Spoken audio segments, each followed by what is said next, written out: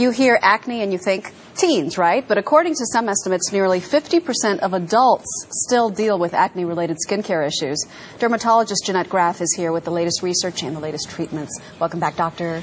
Thank you. Good to be back. Good to have you. We do think teens when we think acne, but you say it's become a chronic issue among quite a few adults. That's right. And what happens is that it really starts in your teenage years, but it really, in 50% of cases, continues into your adult years, and adults suffer from it. So it really is a chronic condition. How is it different from teen acne? Teen acne tends to be accompanied more by oily skin. As you can see, adult acne tends to have drier skin, sometimes combination, red bumps. The red discoloration tends to stay around longer because adult skin doesn't heal quite as rapidly as teen skin. You've made quite a few breakthroughs in treatment. One is Isolase, and this is brand new. What is it?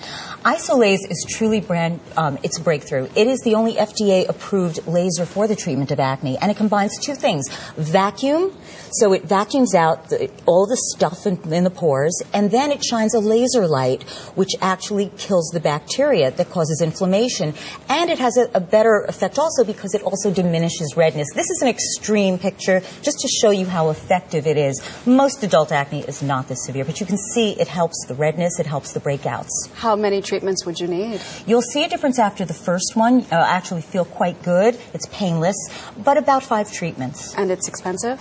You know what? It's really not if you consider what you would pay for prescription medication and over the counter. It costs anywhere about $300 to $400 per treatment. All right, let's talk about more traditional treatments like Retin-A. Absolutely. Is that still used? Oh, yeah, absolutely. Retin-A is a mainstay of treatment. It gets that first step in acne, very important. Teenagers can tolerate it better because it can be drying to some patients. The newer generations of retinoids or vitamin A's combine a retinoid with a topical antibiotic, and they tend to be less drying, which is important for adult skin. If you have a minor case of adult acne, are there some at-home products that you can use? There are so many. The number one treatment that you want to use for adult acne is salicylic acid. Salicylic acid is super important. It is not drying. It's really good for its skin, so you can use salicylic acid. This is just sold over the counter in many products? Over the counter, many products, readily available. You can use a spot treatment with benzoyl peroxide. Benzoyl peroxide, of course, is a spot treatment.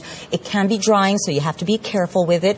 You can do exfoliation, which is a very important part, you want to get rid of the dead skin cells that clog the pores.